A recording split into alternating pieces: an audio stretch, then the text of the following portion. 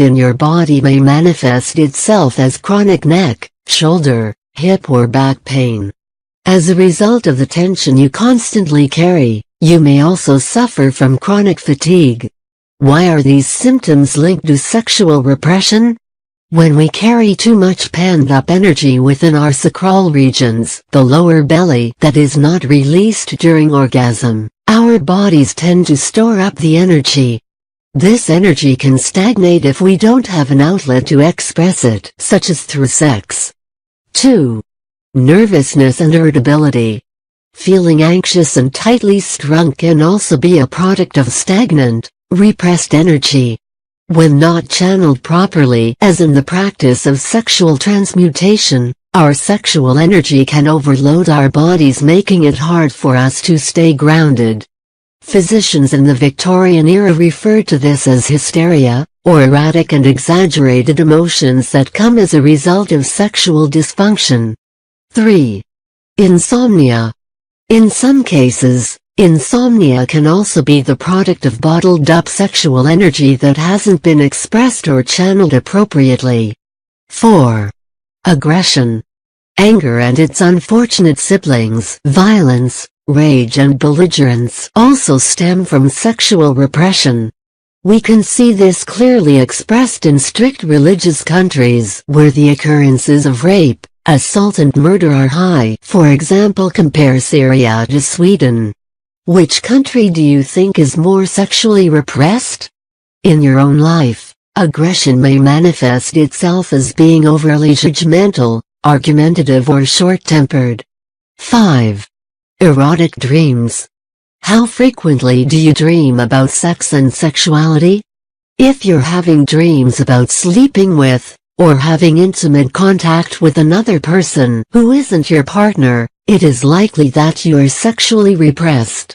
The more sexually repressed you are, the more perverse your dreams will be.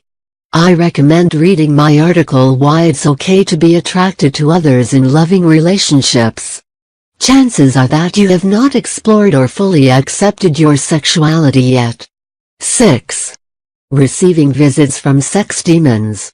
Legend says that the incubi and succubi are creatures, usually demons, which have sexual intercourse with human beings, often during the night.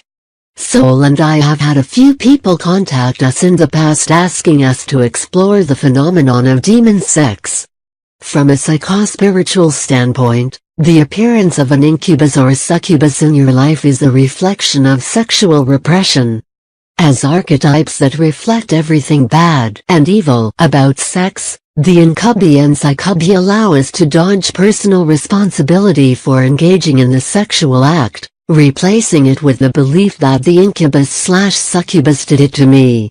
Such an experience allows us to avoid the guilt and shame associated with lust, and distance ourselves from our natural sexual urges. Are incubi and succubi real? They are just as real as we make them. Where do they come from? I believe they are expressions of the shadow self. 7. Lack of assertiveness. When we have the inability to express and fulfill our sexual needs, we often have the inability to express ourselves assertively in other areas of life.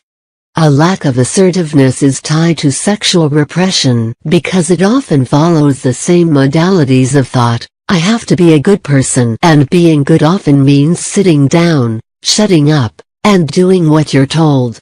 8. Always taking the blame. When we completely accept the people we are, the nice and nasty bits included, we don't make apologies for who we are. Instead, we are confident in ourselves and we use our sexual energy to fuel our goals and accomplish our dreams. However, when we haven't honored our gifts and embraced our shadow selves, we tend to constantly accept blame from others because we don't feel worthy as people. The tendency to always take the blame is linked to the tendency to shame and guilt ourselves, and this is almost always a byproduct of sexual repression. 9. Excessive interest in sex. Whether you cringe and get embarrassed every time a sex scene comes on TV, or you get hot and flustered while reading your 50 Shades of Grey novel, Excessive importance placed in sex is frequently a sign of sexual repression, or on the other end, satyromania/nymphomania. What does being sexually free look like to you? Right now might be the time to ask, what does sexual freedom look like to me?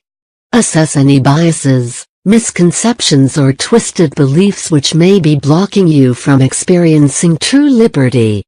Remember, sex is a natural function of life. It is as natural as going to the toilet, sleeping, eating or laughing. And why shouldn't it be? We hope this channel has helped you discover where to start on your actual path. It's a good karma to put a like, subscribe and share. Leave your suggestion in the field below. Aloha and all the love to you.